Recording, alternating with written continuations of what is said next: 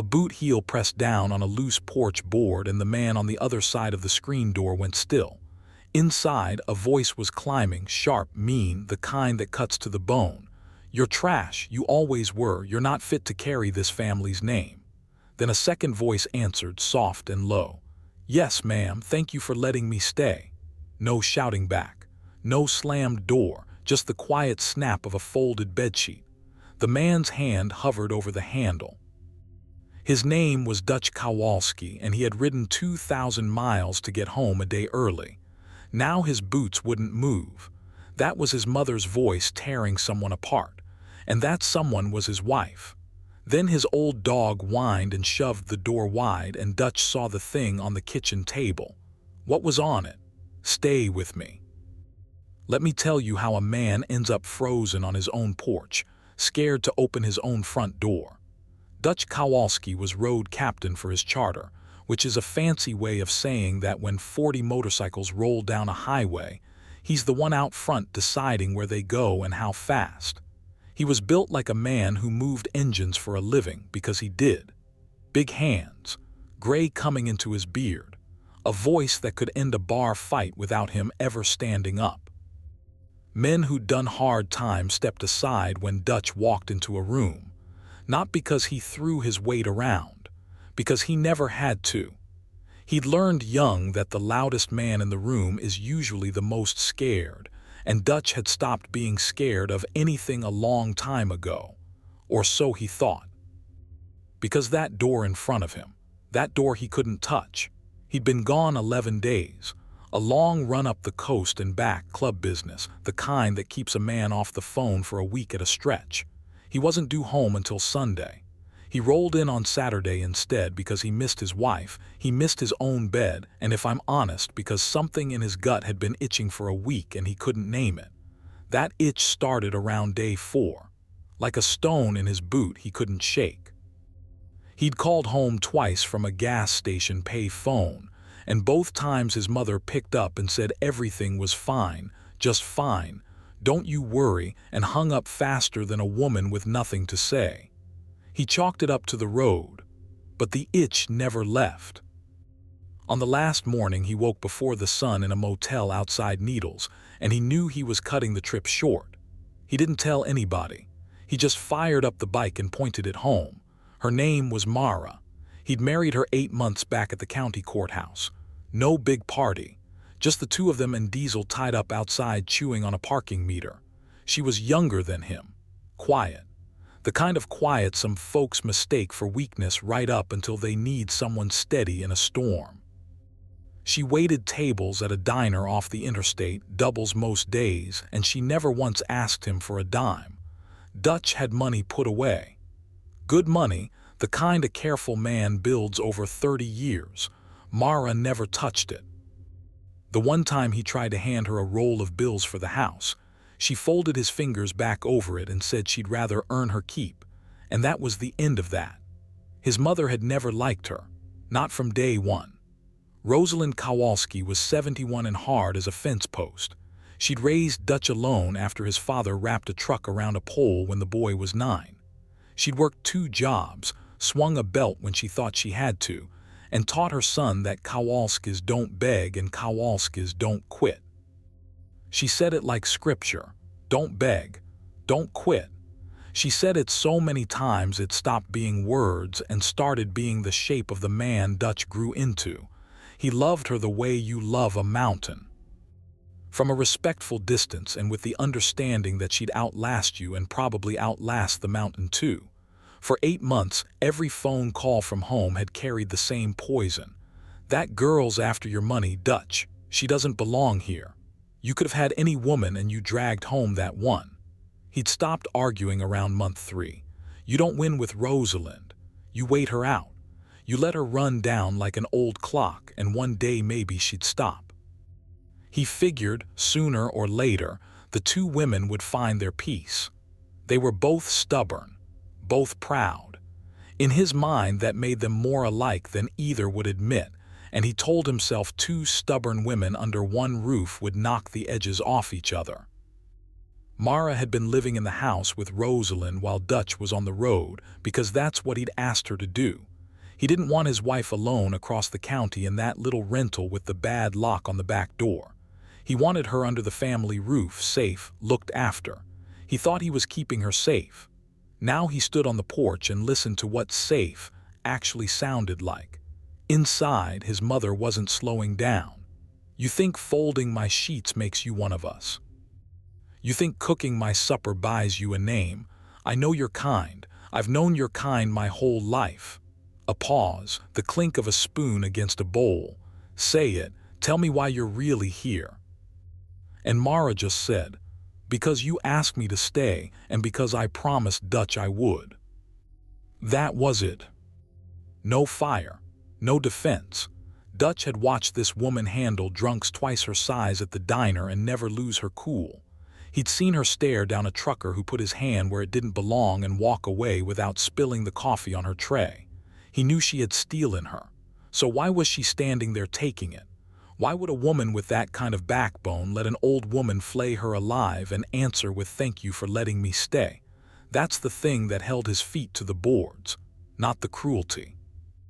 The silence that answered it. A silence like that doesn't come from a broken woman. It comes from a woman who knows something you don't. Diesel, the old shepherd, dropped down beside Dutch's boot and let out a low whine. 3 legs, 1 bad hip, 13 years of loyalty and no sense at all for a dramatic moment. Dutch reached down to hush him. Too late. The dog heaved himself up, threw his shoulder against the screen door and shoved the whole thing wide open with a bang. The 2 women turned, and Dutch stepped into his own kitchen for the first time in 11 days. Everything stopped. Rosalind stood at the counter with a wooden spoon in her fist, her mouth still open on a word she never finished. Mara froze by the table, a folded pillowcase pressed against her chest like a shield. And there, on the kitchen table between the sugar bowl and the salt, sat a plain cardboard box with the lid off. Dutch's eyes went to it before anyone said a thing. You walk into a room full of tension and your eyes don't go to the faces. They go to the one thing nobody wants you to look at. On top of the box lay a folded cotton headscarf, the soft kind, the kind that has nothing to do with fashion. Beside it, an orange prescription bottle on its side, a couple more standing behind it. And under all of it, poking out just enough to read, a manila folder with a hospital's name printed across the tab in blue. Barstow. Oncology. Nobody moved. Nobody breathed. The old clock over the sink kept ticking like it hadn't gotten the news yet. Dutch looked at the box, then at his mother, and something in his chest that had been clenched for a week finally understood what it had been afraid of. That itch. That stone in his boot. It had a name now, and he didn't want to say it. "Ma," he said, "what is that?" Rosalind's hand shot out and dropped a dish towel over the box, just like that. Covered it, like a woman hiding a gun before the cops come in. "You're early," she snapped. "You don't come into a house early, you call first. What kind of man just walks in?" "Ma." "Wash your hands, you smell like a gas station." She turned her back on him and went at the stove, banging pots that didn't need banging. "Mara, finish those sheets. Supper's in 20 minutes and I won't have it cold." And here's the strange part. Mara went. She set down the pillowcase, gave Dutch one long, careful look that said please, not now, and she picked up the laundry basket and walked down the hall toward the back bedroom. She didn't say a word to him. 11 days, and his own wife walked past him like he was a stranger who'd knocked on the wrong door. Dutch stood there with his heart pounding and his mother refusing to face him. Now, a man in Dutch's line of work learns to read a room fast, and every instinct he had was screaming. But he also knew his mother. Push Rosalind and she locks down like a bank vault, and once that vault was shut, you'd need a week and a stick of dynamite to open it. So he did the hardest thing a big man can do. He backed off. "All right," he said quietly. "All right, Ma." He pulled out a chair and sat. He set his keys on the table, next to the towel-covered box he was pretending not to see. Diesel circled twice and flopped down on his boots with a groan, the way he'd done 1,000 nights. And for a minute, the kitchen almost felt normal, steam off a pot, the tick of the old clock, his mother's shoulders up around her ears, slowly coming down an inch at a time. She poured him coffee without asking, set it in front of him.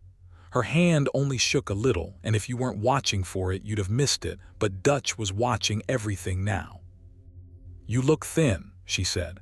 "It was as close to I missed you as Rosalind Kowalski ever got."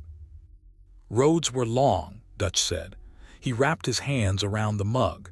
He told himself he'd imagined how bad it sounded from the porch. Old women get sharp. They say things they don't mean when their knees hurt and the day's gone long. Maybe the box was nothing.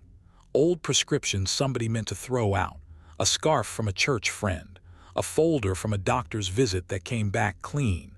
Maybe he'd built a monster out of a bad mood and the bang of a door. He breathed out slow.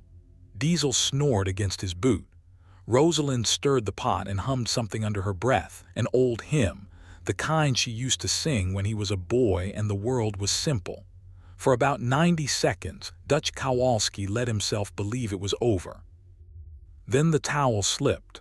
It wasn't dramatic.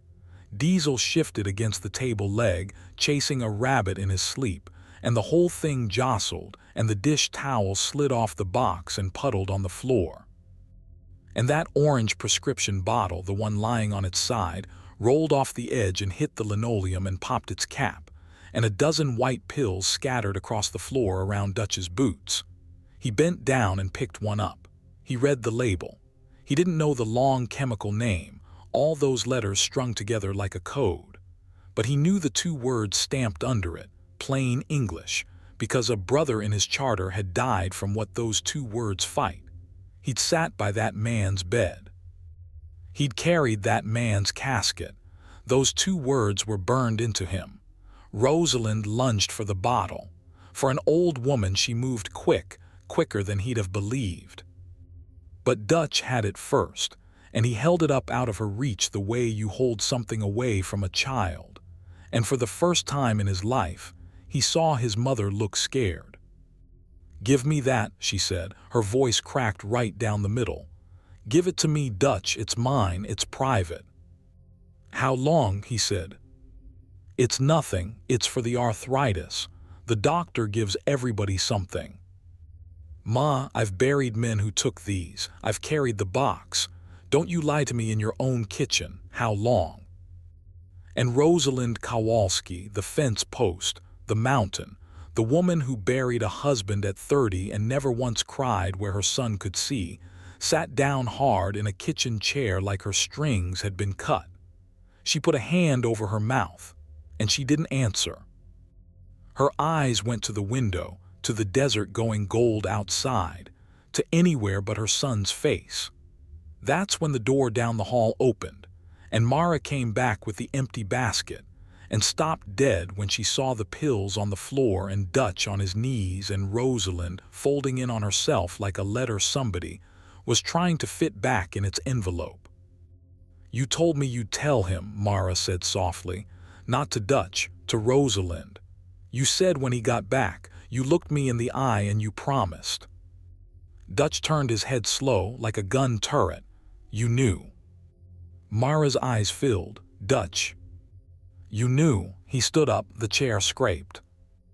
Diesel scrambled off his boots and backed into a corner, ears flat, because dogs know when the air in a room turns.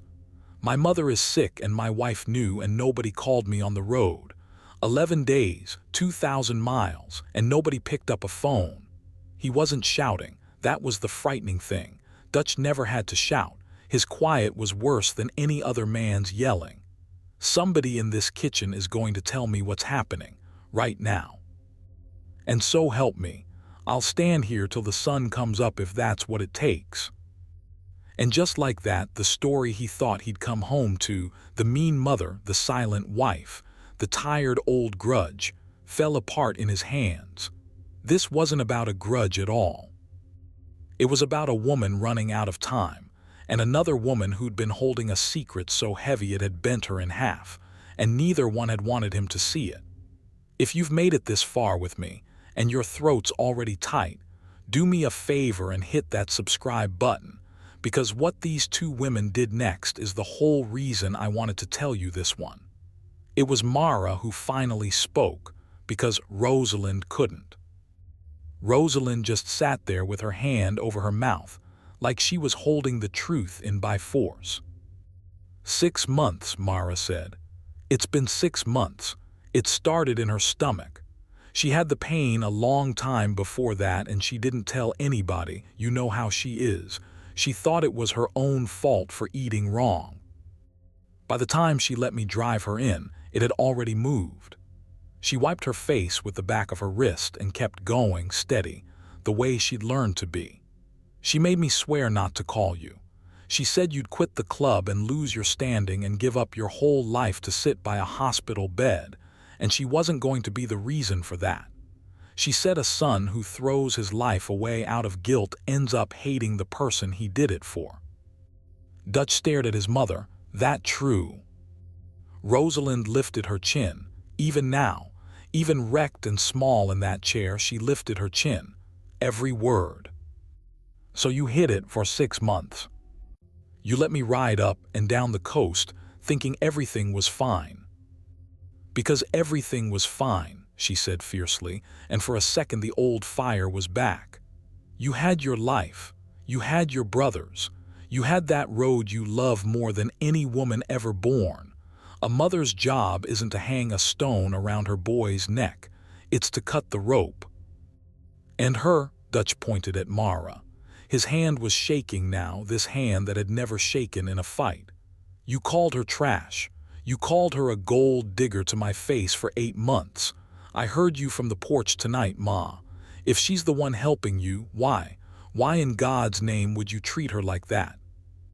And here it comes. This is the part that broke him, and it's the part that'll get you too, so brace up. Rosalind looked at Mara. Something passed between them Dutch couldn't read. A whole conversation in one glance.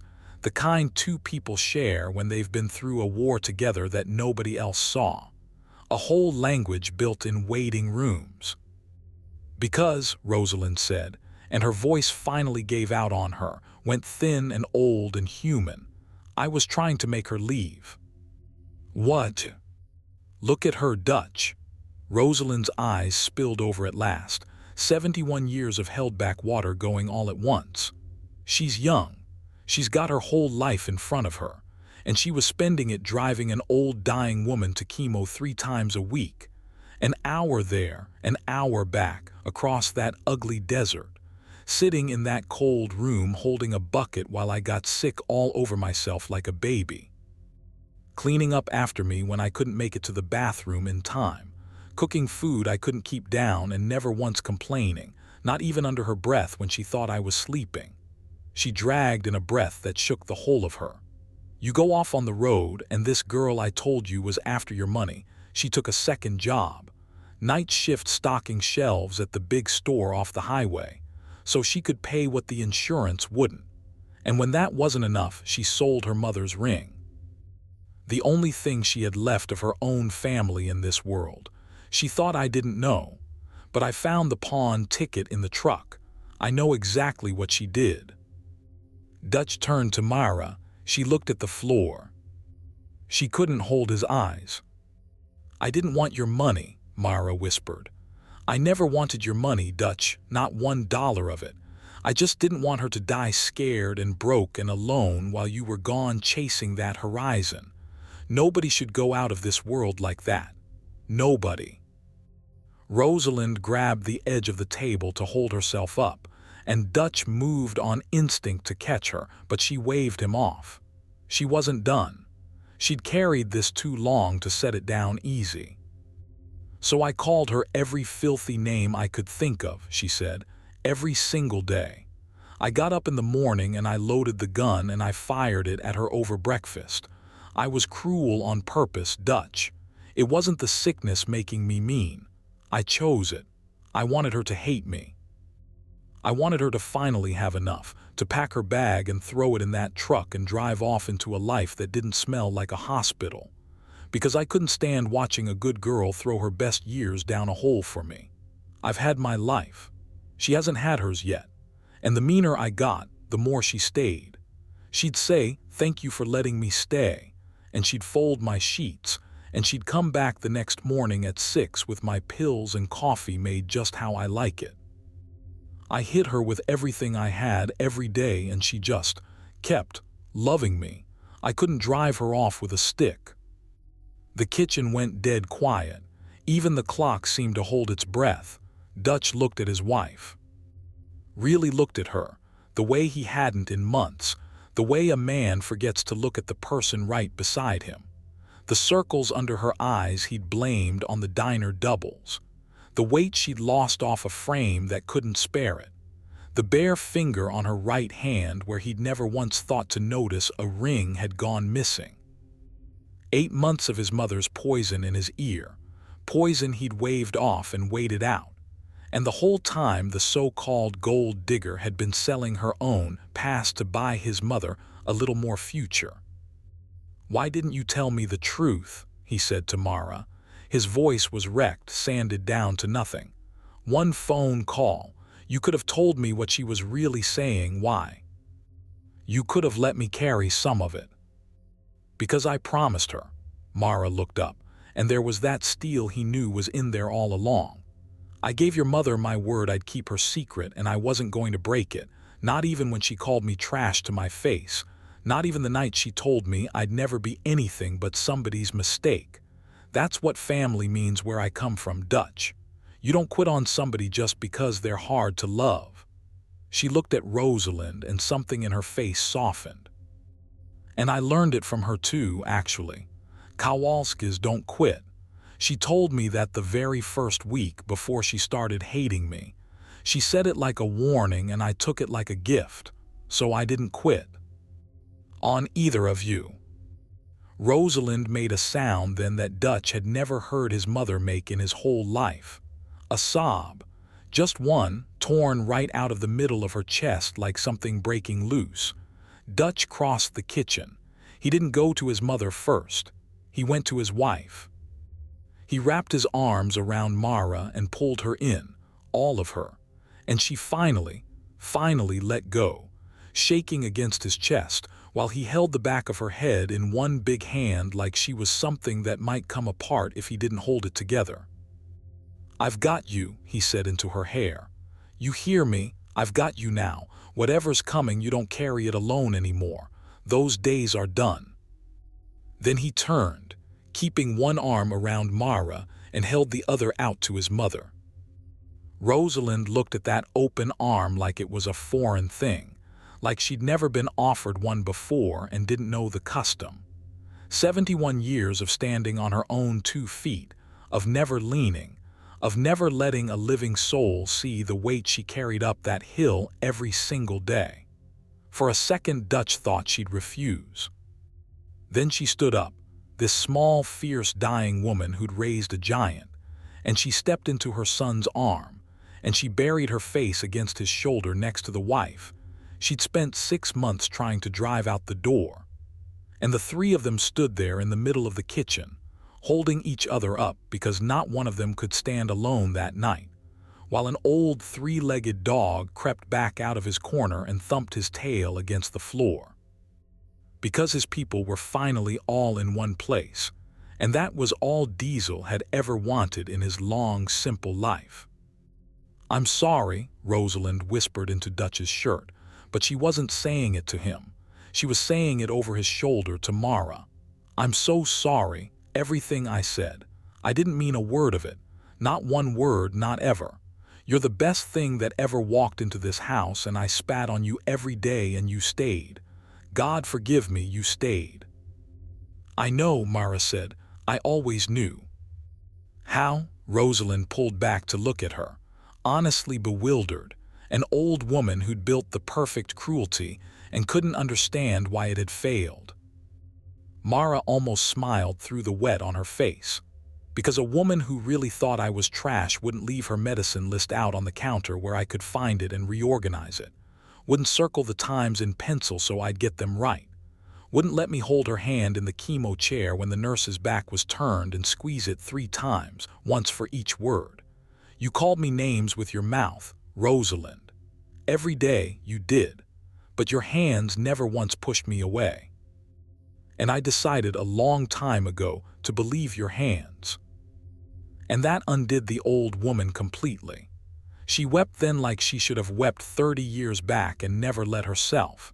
And Dutch held them both while the supper burned on the stove and nobody moved to save it. Let me tell you what changed after that day, because that's the part I really want you to hear. Dutch didn't quit the club. Rosalind would have come back from the grave to skin him if he had. But he handed off the road captain patch to a younger brother and told his charter he was staying close to home for a while, and every one of those hard men nodded and understood, because most of them had lost a mother too, or wished to God they'd been there when they did. He drove his mother to her treatments after that, and when Dutch couldn't, Mara did, the way she had all along, except now there was no secret riding in the car with them. The 2 women stopped pretending. And somewhere in those long drives across the desert, in the waiting rooms and the bad coffee and the days that were hard and the days that were a little less hard, Rosalind Kowalski got the daughter she'd spent her whole cruel campaign trying to give away. She started calling Mara my girl, first by accident, then on purpose, then all the time until Dutch couldn't remember her calling her anything else. One evening near the end, when Rosalind was too weak to get out of bed, she had Dutch bring her a little wooden box from the closet. Inside was a thin gold band, worn smooth as river stone. Her own wedding ring, from the husband she'd buried at 30 and mourned in private for 40 years. She put it in Mara's hand and closed the girl's fingers around it, one at a time. "You sold your mother's ring for me," she said. "So you'll take mine, and you'll be a Kowalski for real, not because a courthouse says so, but because I say so. And believe me, girl, I'm a lot harder to please than any courthouse." Mara couldn't speak. She just pressed the old woman's hand to her cheek and held it there. "Don't cry," Rosalind said, though her own eyes were wet and shining. "Kowalskis don't cry where anyone can see." "Yes, ma'am," Mara said. "And quit thanking me for letting you stay," the old woman added, closing her eyes with the ghost of a smile. "It's your house, too. It always was, from the day you carried in your first suitcase. I was just too stubborn, and too proud, and too scared to say so." Rosalind passed 3 weeks later in her own bed, in the house she'd raised her son in, with Dutch holding one hand and Mara holding the other. No hospital, no strangers, no cold room with a machine beeping in the dark. Just her family, the family she'd almost thrown away out of a love so fierce and so backwards it had looked exactly like hate from the wrong side of a screen door. That's the thing I keep coming back to. From the porch, all Dutch heard was cruelty. He almost kicked that door in swinging. If Diesel hadn't shoved it open when he did, if Dutch had stormed in and roared and grabbed his wife by the wrist and left that house for good, he'd have gone the rest of his life believing his mother was a monster and never once known she was a woman trying to give away the only gift she had left, which was somebody else's future. You never really know what you're hearing through a door. You only know how it sounds, and how it sounds is almost never the whole of it. Dutch keeps that little wooden box on the mantel now. His father's smooth gold band sits inside it, next to a headscarf and a hospital bracelet he couldn't bring himself to throw out. Mara wears Rosalind's ring on her right hand and her own wedding band on the left, and when people ask about the one on the right, she tells them it belonged to the toughest woman she ever met, the one who taught her that you don't quit on somebody just because they're hard to love. Some nights, when the desert cools off and the sky goes purple over the hills, Dutch sits out on that same porch where he stood frozen and afraid to come inside. Diesel's gone now too, buried out back under the one tree they've got, with a flat stone Dutch said himself. But there's a new pup, and it flops across Dutch's boots the same way the old dog did, and Mara comes out with 2 cups of coffee and sits down beside him, and neither one of them says much. They don't have to. The loud part of the story is over. What's left is the quiet, and the quiet, it turns out, was the true part all along. It was there in a woman folding sheets while she got called trash. It was there in an old woman leaving her pill list out on the counter on purpose. It was there in 3 people holding each other up in a kitchen, because not one of them could stand on their own that night. Dutch came home a day early and heard the worst thing a son can hear. And only when the towel slipped off that box did he finally understand that the meanest voice in that house belonged to the woman who loved his wife the most. That's why she did it. Not to break her, to free her. She just loved her too stubborn to say it plain.